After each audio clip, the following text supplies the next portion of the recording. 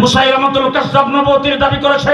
আবু বকর সিদ্দিক বলছেন আয়ানকুসুদ্দিন ওয়া আনা হাইয়ুন, আমি জিন্দা থাকতে দ্বীনের সামান্যতম ক্ষতি হবে সেটা বরদাস্ত করব না।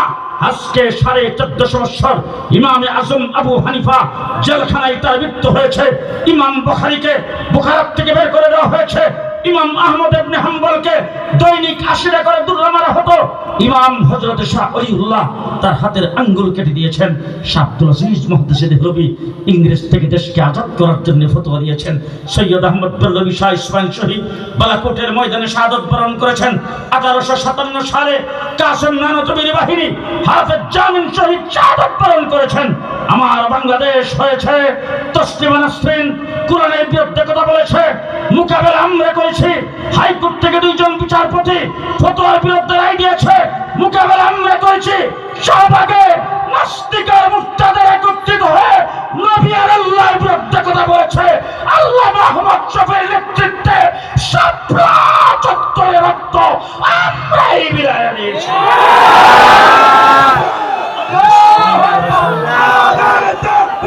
আল্লাহু আকবার। নবীর পরে নবী নয়, সংসদে আইন চাই, সংসদে আইন চাই। নবীর পরে নবী নয়, সাফার কাফার কাদিয়ানি হাফেজ, সাফার কাফার আল্লাহ মাহমুদ শফির নেতৃত্বে শাপলা চত্বরে কোন সরকারকে ক্ষমতায় থেকে নামাইবার জন্য যাই নাই, কোন সরকারকে ক্ষমতায় বসাইবার জন্য যাই নাই। একমাত্র আল্লাহ নবীর ইজ্জত রক্ষার জন্য সেখানে গিয়েছিলাম। শেষ রাত্রের সেই রক্ত আল্লাহ নবীর ইজ্জত রক্ষার জন্য দিয়েছি। আজকে ভারতের মহারাষ্ট্রে আল্লাহ নবীকে গালি দিয়েছেন, আল্লাহ নবীর বিরুদ্ধে কটূক্তি করেছেন, আর সেই সরকার, দেশের সরকার মোদী সরকার সেটাকে সমর্থন করেছে।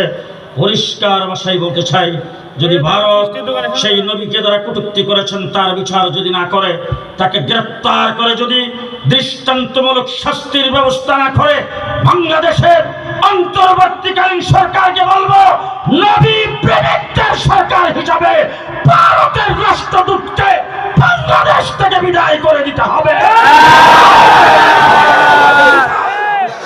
ভাষায় বলে যাচ্ছি, মনে রাখেন 15টা বছর কোন মসজিদের ইমামের মেহরাব নিরাপদ নয়, কোন মসজিদের ইমামের, কোন মসজিদের খতিবের মিম্বর নিরাপদ নয়। 15 বছরের ভিতরে যারাই রক্ত দিয়েছেন সমস্ত রক্ত একত্রিত করলে শাপলা চত্বরের শেষ রাত্রের রক্তের সমান হবে না। হাজার আলেম ওলামা ইকরাম রক্ত দিয়েছেন, পঙ্গু হয়েছেন, জেল জলম হইয়া আমরা বরণ করেছি। 15 বছর নির্যাতনের স্টিম রুলার চালিয়েছেন, ইসলামের বিরুদ্ধে ষড়যন্ত্র করেছে, নাস্তিকার মুরতাদদেরকে আস্ফালন দিয়েছে। এই দেশকে বিক্রি করার জন্য পিলখানায় 57 জন আর্মি অফিসারকে হত্যা করেছেন। দেশের প্রতিরক্ষাকে রক্ষা করার জন্য, এই দেশটাকে অকার্যকর রাষ্ট্রে পরিণত করার জন্য অন্তত একজন ব্যক্তি যা চুরি করেছেন তা দিয়ে 6টা পদ্মা সেতু বানানো যেত। সেই বেগম পাড়ায় বাড়ি করেছে, দেশের সম্পত্তি লুণ্ঠন যারা করেছে, যারা জগত্তল পাথরের মতো বসা ছিল, আজকে তারা পেছনের দরজা দিয়ে বের হয়ে গেছে। বাংলাদেশে যেখানে আছেন সীসাতলা প্রাচীরের মতো দেখতে হবে। পরাজিত শক্তি বাংলার মাটিতে আর আসতে পারবে না।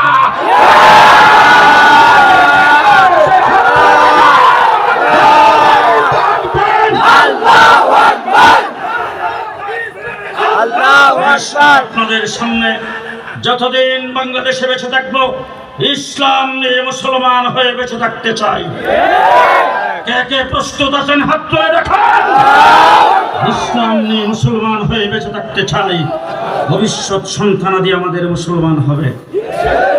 হুজুর ফরজ জানলে না না জানলে, তায়াম্মুমের ফরজ জানলে না না জানলে, নামাজ জানলে না না জানলে, ওযু জানলে না না জানলে, ক্লাস 1 থেকে শুরু করে ইউনিভার্সিটি লেভেল পর্যন্ত কোন শিক্ষা ব্যবস্থায় ওযু জানার ব্যবস্থা নাই, কোন শিক্ষা ব্যবস্থায় ধর্মীয় শিক্ষার ব্যবস্থা নাই।